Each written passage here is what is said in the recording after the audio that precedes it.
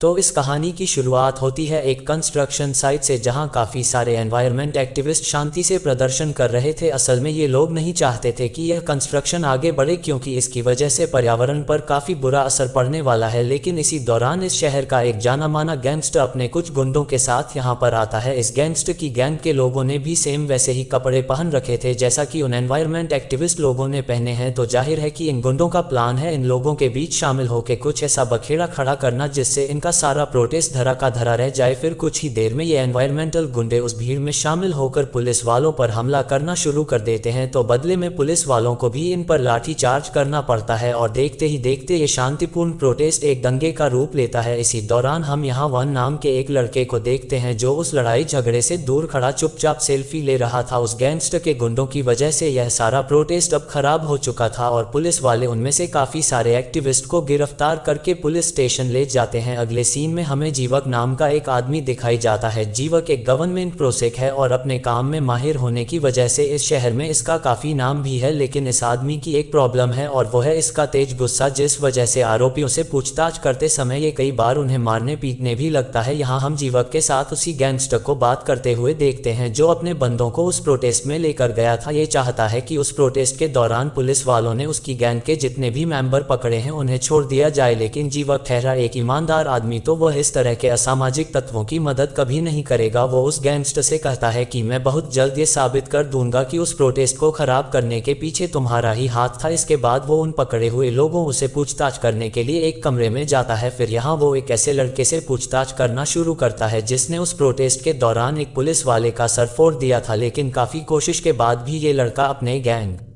Member होने वाली बात को कबूल नहीं करता और खुद को एक एनवायरनमेंट एक्टिविस्ट बताते हुए चिड़ियों के बारे में काफ़ी अच्छी बातें करने लगता है। इस लौंडे के मुंह से ये सब बातें सुनकर तो जीवू को और भी ज़्यादा गुस्सा आ जाता है, इसलिए वो उसे थपड़ी आते हुए उसकी शर्ट के बटन तोड़ देता है। इस लड़के के बदन पर जिस तरह के टैटू बने हुए थे उसे देखकर तो बिल्कुल भी ऐसा नहीं लगता कि यह कोई एनवायरनमेंट एक्टिविस्ट हो सकता है। जीवक के काफ़ी कोशिश करने के बाद भी ये लड़का अपने गैंग लॉर्ड का नाम नहीं बताता, तो गुस्से में जीवक उससे रात भर उसी कमरे में बंद करके वहां से चला जाता है। फिर अगली सुबह जीवक का एक कलीग जिसका नाम है मिन उसे जगाता है। वो जीवक पर गुस्सा होते हुए कहता है कि ये तुमने क्या कर दिया। इसके बाद जब जीवक उस लड़के को देखने के लिए कमरे में जाता है तो उसे पता चलता है कि वो लड़का तो कल रात ही मर चुका है। ये सब कुछ जीवक के लिए काफी ज्यादा शॉकिंग था। उसे याद आता है कि पूछताछ के दौरान वो लड़का बीच बीच में इनहेलर यूज करता था, तो जाहिर है कि उसे अस्थमा रहा होगा और इसी वजह से उसकी मौत हो गई। लेकिन पोस्टमार्टम रिपोर्ट में तो ऐसा कुछ भी सामने नहीं आता, बल्कि उसमें तो ये लिखा था कि उसे काफी ज्यादा टॉर्चर करके मारा गया है। इसके बाद तुरंत ही जीवू को गिरफ्तार कर लिया जाता है, क्योंकि कल रात जीवक ने ही आखिरी बार उस लड़के से पूछताछ की थी, तो जाहिर है कि उसकी मौत का शक सीधा जीवक पर ही जाने वाला है। जेल में जीवक से मिलने के लिए उसका एक सीनियर ऑफिसर जंग यहाँ पर आता है। जंग उससे कहता है कि तुम कोर्ट में इस बात को एक्सेप्ट कर लो कि उस रात वो लड़का तुम्हारे हाथों ही मारा गया था, और बदले में हम कोर्ट में ये प्रूव कर देंगे कि पूछताछ के दौरान वो लड़का काफी ज्यादा वायलेंट हो गया और इसी वजह से ना चाहते हुए भी तुम्हें उसे मारना पड़ा। फिर जीवू उसकी बात मानकर कोर्ट में यह एक्सेप्ट कर लेता है, लेकिन यहाँ उसके साथ एक बहुत बड़ा धोखा होता है, क्योंकि उसका सीनियर ऑफिसर जंग अपनी बात से पलट चुका था, जिस वजह से जीवक को मुजरिम करार देते हुए उसे 15 साल की सजा सुनाई जाती है। इसके बाद हम जीवक को उस जेल में देखते हैं जहाँ काफी सारे ऐसे कैदी उसका इंतजार कर रहे थे जिनको खुद जीवक ने ही जेल पहुंचाया था। कुछ दिनों तक जेल में बंदी अपराधी बारी बारी से जीवक पर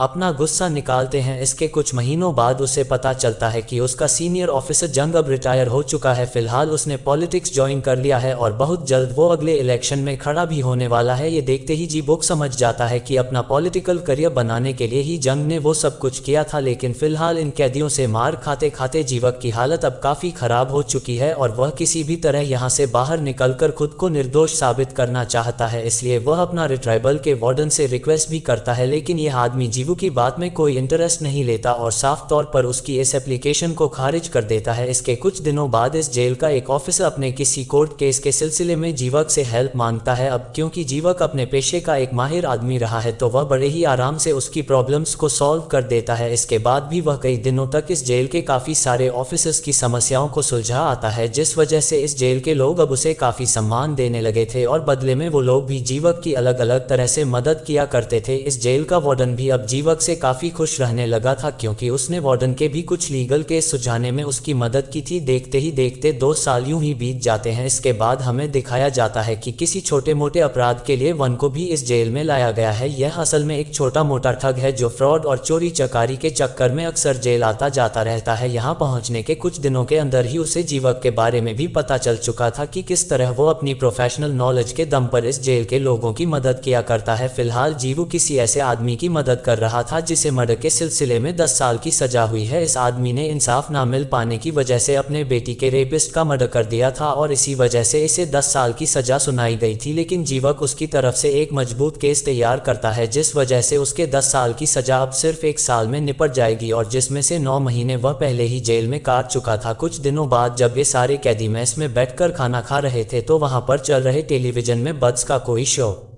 दिखाया जा रहा था। ये देखकर वन कुछ पुराने ख्यालों में खो जाता है और चिड़ियों के बारे में एक बहुत ही अजीबोगरीब सी पोयम गाने लगता है। जीवक जो वहीं कहीं आसपास ही बैठा हुआ था वन की इस पोयम को सुनकर काफ़ी ज़्यादा थ्रिल हो जाता है। असल में यह वही पोयम थी जो पुलिस कस्टडी में मरने वाले इंसान ने पूछताछ के दौरान जीवक को सुनाई थी। वह समझ जाता है कि वन का कुछ ना कुछ कनेक्शन तो जरूर उस मरने वाले आदमी से रहा होगा, लेकिन जीवक की काफ़ी कोशिश के बाद भी वन उसे इस बारे में कुछ नहीं बताता। फिर इसके कुछ दिनों बाद वन के एक कोर्ट केस के सिलसिले में जीवक उसकी मदद करता है जिस वजह से अब वन के दिल में भी जीवक के लिए रिस्पेक्ट जाग चुकी थी। फिर वह जीवक का शुक्रिया अदा करने के लिए उसके पास जाता है। जीवक उससे पूछता है कि वह अजीबोगरीब पोयम उसे कैसे बताए तो वन उसे बताता है कि आज से करीब 3 साल पहले इस शहर के किसी बड़े गैंगस्टर ने उसके साथ साथ और भी काफ़ी सारे लोगों को हायर किया था। इसके बाद उन सभी लोगों को बग्स और एनवायरनमेंट के बारे में काफ़ी सारी ट्रेनिंग दी गई ताकि उन सभी लोगों को एनवायरनमेंट एक्टिविस्ट की भीड़ में मिलाकर पुलिस टीम पर हमला किया जा सके। लेकिन वन में इतनी हिम्मत नहीं थी कि वह पुलिस वालों पर हाथ उठा सके, इसीलिए वह चुपचाप साइड में जाके सेल्फी लेने लगा था। वन ने कभी भी उस गैंग और उसके कामों में बहुत ज़्यादा इंटरेस्ट नहीं लिया और इसीलिए वह उस मरने वाले आदमी को भी सही से नहीं जानता। जाहिर है कि जीवू को अब तक ये सारी कहानी समझ आ चुकी थी। फिर वह वन से कहता है कि मैं चाहूँ तो तुम्हें आसानी से जेल से छुड़वा सकता हूँ, लेकिन बदले में तुम्हें भी यहाँ से बाहर निकलकर मेरी मदद करनी होगी। वन को जीवू की यह डील पसंद आती है और वह आसानी से उसकी बात बन जाता है। इसके बाद जीवक इस काम के लिए वन को ट्रेन करने लगता है। इस ट्रेनिंग के दौरान जीवक उसे बाहर के लोगों के बारे में काफ़ी सारी बातें बताता है और साथ ही साथ वो उसे अपने कलीग मिन का सिग्नेचर करना भी सिखाता है क्योंकि इस जेल से बाहर निकलने के बाद इन सब की ज़रूरत पड़ने वाली है। जीवक ने इस जेल के अंदर काफ़ी अच्छी पैड बना रखी है, इसलिए उसे वन को ये सारी ट्रेनिंग देने में कोई परेशानी नहीं होती। इसके बाद फाइनली वो दिन आता है जब वन जेल से छूटने वाला था। जाने से पहले जीवू खुद से कहता है कि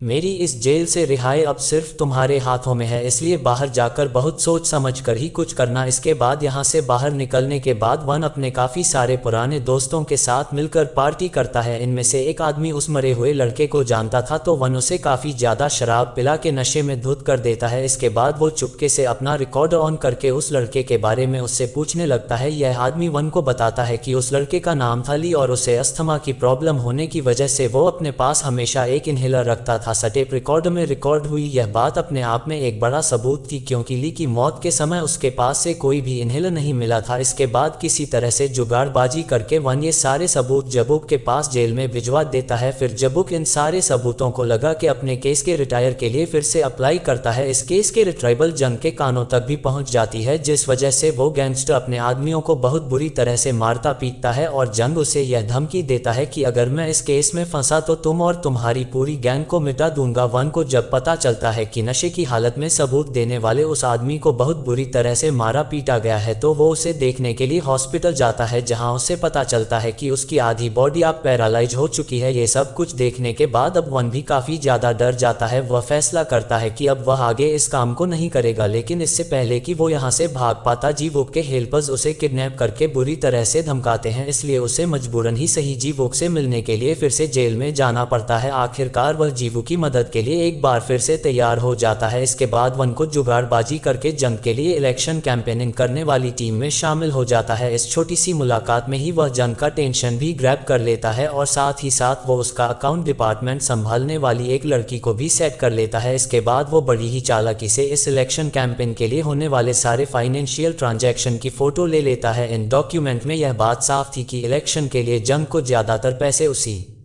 गैंगस्टर ने ही दिए थे। फिर जैसे ही यह न्यूज़ यहाँ के अखबारों में आती है एक तरह की सनसनी मचने लगती है। जी बुक का केस देखने वाले जज को भी अब इस बारे में पता लग चुका था, इसलिए वो जी बुक और उसके कलीग मिन को मिलने के लिए बुलाता है। वो जी बुक से पूछता है कि आज इतने साल बाद तुम इस केस का रिट्राइबल हो। फिर जीवक उसे वो सारी सच्चाई बता देता है कि किस तरह उसके सीनियर ऑफिसर जंग की वजह से उसे जेल जाना पड़ा। जंग के कहने पर ही उसने बिना किसी गलती के उस गुनाह को कबूल कर लिया था। यहाँ मिन का मानना है कि इस केस को रीओपन करने से कोई फायदा नहीं, क्योंकि जीवक इसे आसानी से हार जाएगा। लेकिन आखिरकार इस जज को जीवू की बात माननी पड़ती है और वह तुरंत ही इस केस के रिट्राइबल को जब इस बारे में पता चलता है तो अपने पावर के दम पे वो उस जेल में इंस्पेक्शन करवा के जीवक के द्वारा इकट्ठा किए गए ज्यादातर सबूतों को मिट देता है और साथ ही साथ वो उसे किसी दूसरी जेल में शिफ्ट करवा देता है। इसके बाद जब वन जीवक से मिलने के लिए जेल में आता है तो जीवक उससे कहता है कि अब मेरे हाथ में ज्यादा कुछ नहीं बचा है, इसलिए अब ये सिर्फ तुम्हारी काबिलियत पर निर्भर करता है कि तुम मेरी मदद कैसे करोगे। इसके बाद वन जीवू के एक आदमी की हेल्प से काफी सारे पैसों का जुगाड़ करता है। फिर इन पैसों को लेकर वह सीधा एक ऐसे आदमी के पास जाता है जो आज से कुछ सालों पहले तक जंग के लिए काम किया करता था और इसी ने उस मरने वाले लड़के का इन्हेलर भी छुपाया था। फिलहाल यह आदमी पैसों की तंगी से जूझ रहा है तो इसे लालच देकर आसानी से मैनिपुलेट किया जा सकता है। इसके बाद वो किसी लॉ स्कूल के एक फंक्शन में जाता है वहां पर और खुद को लॉयर बताते हुए वो लोगों के साथ जान पहचान बढ़ाने लगता है। फिर धीरे धीरे किसी तरह वह मिन को भी अपनी बातों में फंसा लेता है और यहाँ मिन तो उसकी बातों से इतना ज्यादा इम्प्रेस हो जाता है कि वो तुरंत ही वन को अपनी कंपनी में जॉब के लिए ऑफर कर देता है। फिर अगले ही दिन मिन से मिलने के लिए वन उसके ऑफिस पहुंचता है। इन दोनों के बीच थोड़ी बहुत देर बातचीत होती है। इसके बाद किसी काम के सिलसिले में मिन कुछ देर के लिए बाहर चला जाता है और इसी मौके का फायदा उठाकर वन उसके पर्सनल डॉक्यूमेंट को देखने लगता है। इसी दौरान उसके हाथ एक ऐसा डॉक्यूमेंट लगता है जिसके लिए उसे जी बुक ने